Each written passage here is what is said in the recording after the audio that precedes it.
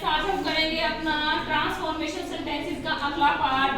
अभी तक हमने principal clause, coordinate clause, noun clause के बारे में पढ़ा हुआ है। अब हम इसके डिफरेंट टाइप्स पढ़ेंगे, different uses of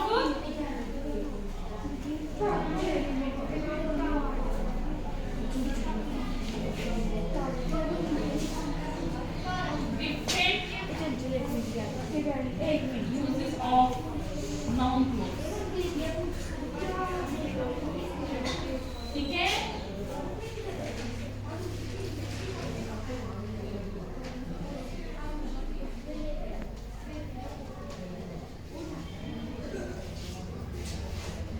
different uses of noun clauses.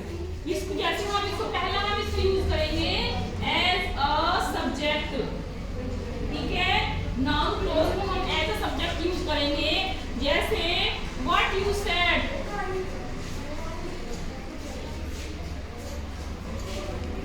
What you said was interesting.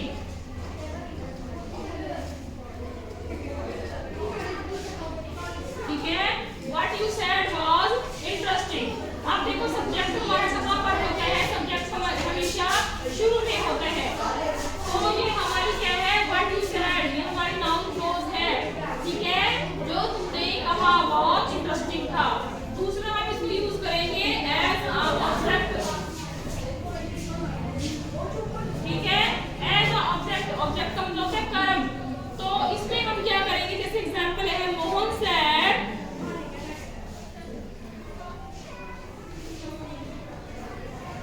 that he knew the answer। Mohan said that he knew the answer। तो मोहन said हमारा कैसे प्रिंसिपल क्लॉज हो गया, that he knew the answer हमारा क्या हो गया, यहाँ पर ये लास्ट में चला गया है। तो ये क्या हो गया हमारा एज अ ऑब्जेक्ट, ये एज अ ऑब्जेक्ट यूज किया हमने लास्ट में। ठीक है, उसके बाद हमारा है in opposition to the noun, in opposition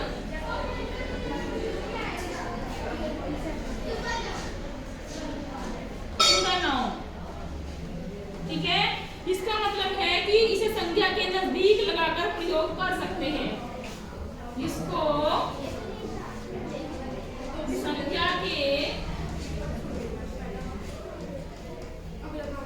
नजदीक लगाकर यूज कर सकते हैं।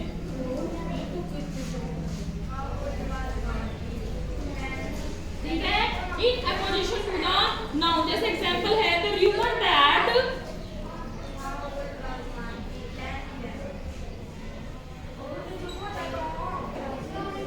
अब देखो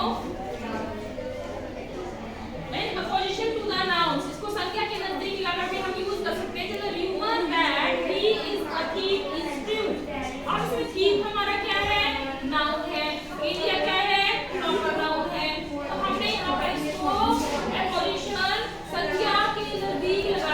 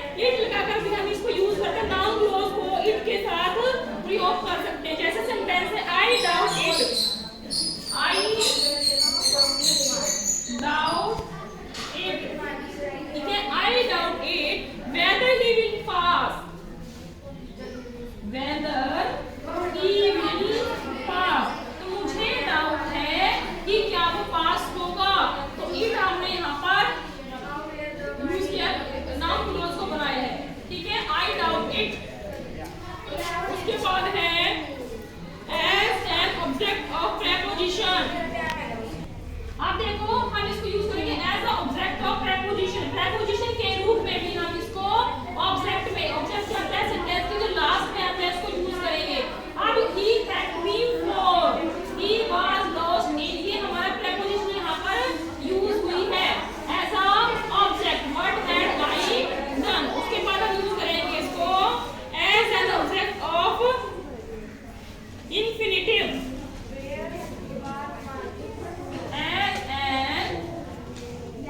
ऑब्जेक्ट ऑफ इंफिनिटिव। इंफिनिटिव का मतलब अभी हमने इंफिनिटिव पढ़े थे, क्या होते हैं इंफिनिटिव, जो टू के साथ लगते हैं। जैसे एग्जांपल है इसमें, यानी कि जो नाउन क्लॉज है इसको हम इंफिनिटिव का ऑब्जेक्ट बना सकते हैं। नाउन क्लॉज को हम इंफिनिटिव का ऑब्जेक्ट बना सकते हैं। एग्जांपल है इसका, आप देखो example, she wanted to say that she was beautiful. तो ये हमने यहाँ पर जो टू से हमारा इंफिनिटिव है, she wanted to say that she was beautiful. और हम कहाँ यूज कर सकते हैं इसको, as an object of gerund, as an object of gerund. ठीक है, जेरेंट का मतलब क्या होता है, वर्ड की फर्स्ट फॉर्म प्लस आईएनजी, ये हमारा जेरेंट में आता है, जो कि नाउन को ही दर्शाता है, नाउन क्लॉज को दर्शाएगा। अब इसको हम कैसे यूज कर सकते हैं, नाउन क्लॉज को जेरेंट का ऑब्जेक्ट बना सकते हैं। कैसे बनाएंगे, जैसे she enjoys, she enjoys doing what she likes.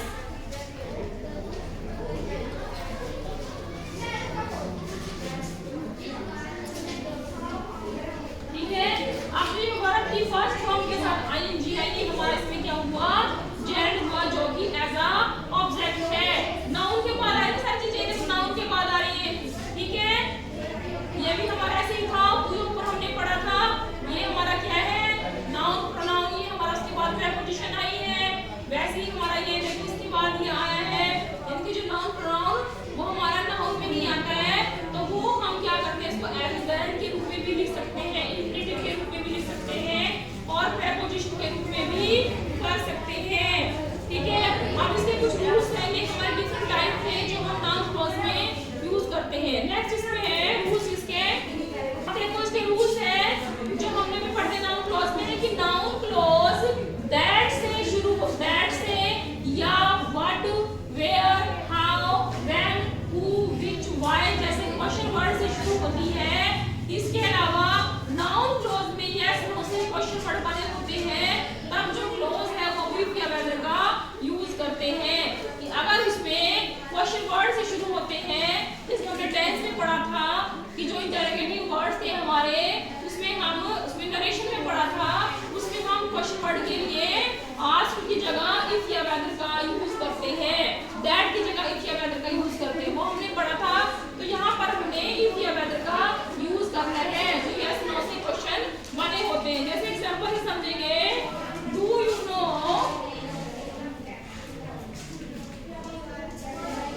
Do you know if या वेदर,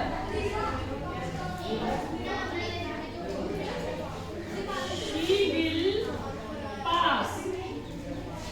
ठीक है, डू यू नो इफ या वेदर शी विल पास। आप देखो हमारा जो इसमें रूल्स लिखा हुआ है वो क्या है, नाउन क्लॉज दैट या क्वेश्चन वर्ड से शुरू होता है। ठीक है, तो इसके अलावा नाउन क्लॉज में यस नो से ऑप्शन भी होते हैं। तो जब हम ये अपना सेंटेंस जो क्वेश्चन वर्ड है वो हेल्पिंग वर्ड से शुरू करते हैं, तो उसका आंसर हम यस और नो में देते हैं, ये हमने टेंस में पढ़ा था।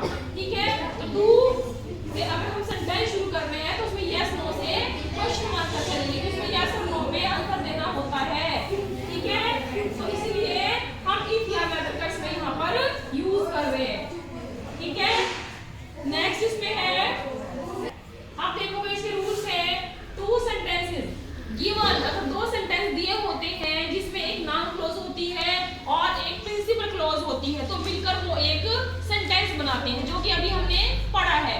दूसरा रूल है, if noun close starts with question word, यदि हमारी नाउन क्लोज क्वेश्चन वर्ड से शुरू होती है, and principal clause ends with this और दैट, और जो प्रिंसिपल क्लोज है वो दिस या इट से एंड होती है, तब प्रिंसिपल क्लोज को हम पहले लिखते हैं और दिस और इट को हटा देते हैं। नाउन क्लोज को नाउन और प्रोनाउन के बाद में लिखते हैं, ये रूल है हमारा, ठीक है। अब इसका एग्जांपल लिखते हैं, एग्जांपल से समझेंगे।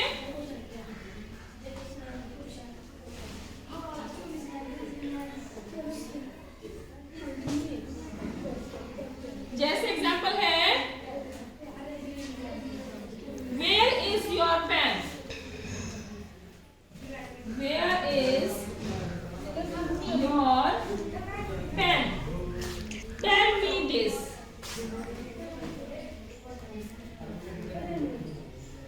ठीक है, आप देखो रूल क्या था हमारा कि यदि नाउन क्लोज क्वेश्चन वर्ड से शुरू होती है तो ये हमारी नाउन क्लोज है जो कि क्वेश्चन वर्ड से शुरू हुई है, ठीक है। और एंड्स विद दिस और दिस से ये हमारी क्या है, ये प्रिंसिपल क्लोज है,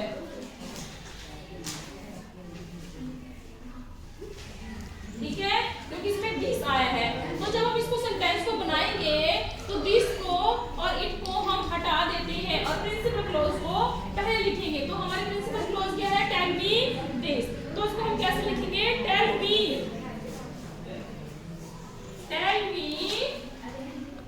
वेयर इज योर पेन, ऐसे इसको सेंटेंस को बनाएंगे। अब हमने इसको कैसे बनाया, दिस को हटाकर हमने यहाँ पर टेल मी लिखा, उसके बाद एज इट इज हमने नाउन क्लोज को बाद में लिख दिया है, ठीक है। ऐसे सेंटेंस बनेंगे। अब दूसरा इसका एग्जांपल है, अब देखो अगला सेंटेंस हमारा, when will the next train arrive, go and ask the guard. अब इसमें हमने क्या पढ़ा था रूल में कि अगर हमारी नाउन क्लोज क्वेश्चन वर्ड से शुरू होती है तो ये हमारी नाउन क्लोज है जो कि क्वेश्चन वर्ड से शुरू हो रही है, ठीक है। और हमारी जो प्रिंसिपल क्लोज है दिस या इट से एंड होती है, तो हम क्या लिखेंगे, प्रिंसिपल क्लोज को पहले लिखेंगे। तो अब इस सेंटेंस को हम कैसे लिखेंगे, and ask the guard, go and ask the guard, ये हमारी क्या है, प्रिंसिपल क्लोज है जो कि हमने पहले लिखी है। दिस और इट को हमने हटा देना है, तो हमारा सेंटेंस कैसे कंप्लीट है, go and ask the guard when the next train will arrive, when the next train will arrive, ठीक है। अब देखो ये हमारा ऐसे चेंज हो गया, प्रिंसिपल क्लोज ये हमारी प्रिंसिपल क्लोज है और ये हमारी क्या है, नाउन क्लोज है, ठीक है, सारी हमारी नाउन क्लोज है, ठीक है। अब अगला रूल है इसका, आप देखो भाई अगला रूल हमारा क्या है कि यदि नाउन क्लोज क्वेश्चन वर्ड से शुरू होती है और दिस और दैट प्रिंसिपल क्लोज से ये शुरू में लगे होते हैं, पहले क्या था कि वो एंड में लगे होते हैं, अब जो इसमें रूल में है कि दिस दैट अगर प्रिंसिपल क्लोज के शुरू में लगे होते हैं तब नाउन क्लोज को पहले लिखते हैं, दिस और इट को हटाकर प्रिंसिपल क्लोज को बाद में लिखते हैं। अब एग्जांपल से समझेंगे, when did he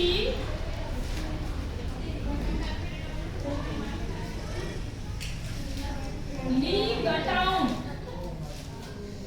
when did he leave the town, it is a wonder,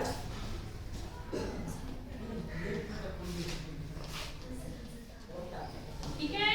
अब देखो रूल के अकॉर्डिंग क्या है, यदि नाउन क्लोज क्वेश्चन वर्ड से शुरू होती है, क्वेश्चन वर्ड से शुरू हुई तो नाउन क्लोज है, और दिस इट प्रिंसिपल क्लोज के एंड में लगा होता है, तो ये देखो इट हमारा एंड में लगा हुआ है, सॉरी शुरू में लगा हुआ है, प्रिंसिपल क्लॉज के शुरू में लगा है, तब हम नाउन क्लॉज पहले लिखते हैं। अब नाउन क्लॉज को हम पहले लिखेंगे तो नाउन क्लॉज तो हमारी यही हुई है, तो सेंटेंस को कैसे लिखेंगे, when he left the town,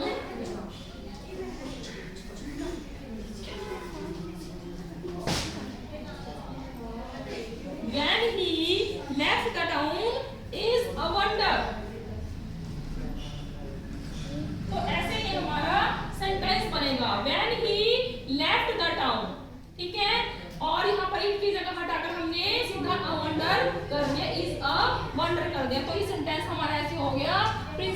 को हमने बाद में लिखा है। ठीक है, अब दूसरा रूल हमारा क्या कहता है? दूसरा रूल हमारा क्या है? यदि नाउन क्लोज सिंपल सेंटेंस में है, यानी कि जो नाउन क्लोज को सिंपल सेंटेंस में लिखते हैं और प्रिंसिपल क्लोज के एंड में दिस और इट लगा होता है। पहले शुरू में था, अब इट में ये एंड की बात कर रहा है कि एंड में दिस और इट लगा होता है, तब हम प्रिंसिपल क्लोज को पहले लिखते हैं, दिस और इट को हटाकर बाद में नाउन क्लोज लिखते हैं। अब इसका एग्जांपल है he could pass.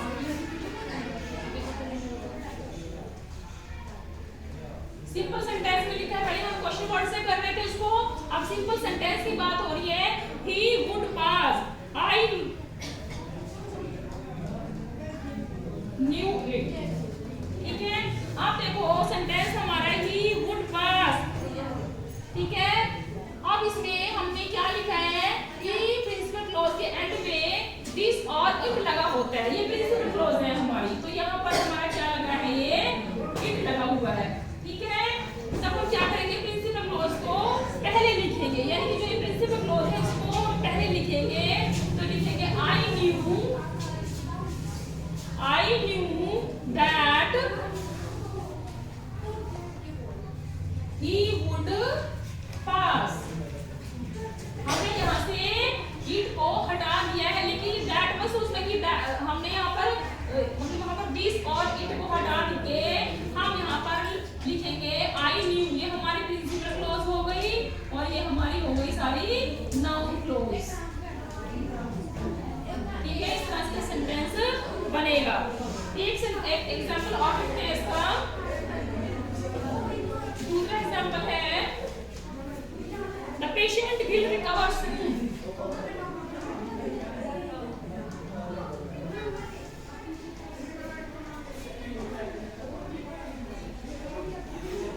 The patient will recover soon, the doctor is confident of it.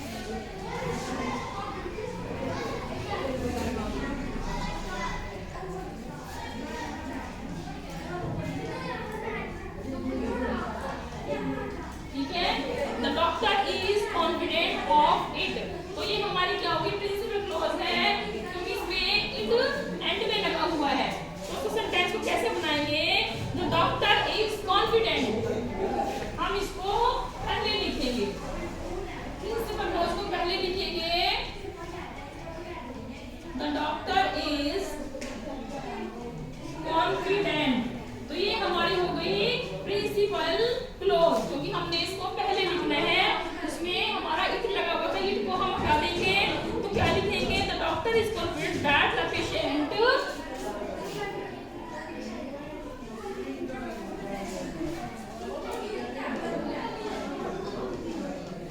Will recover soon. ठीक है, तो इसके बाद हम लिखेंगे अपनी ये नाउन क्लोज। इस तरह से हमारा सेंटेंस बनेगा। अब हमारे कुछ बेसिक्स रूल्स है वो हम लिखेंगे।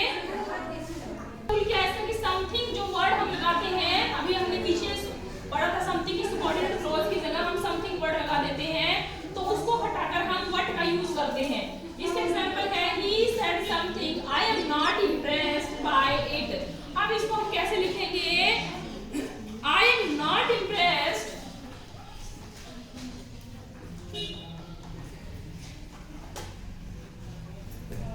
I am not impressed by what he said।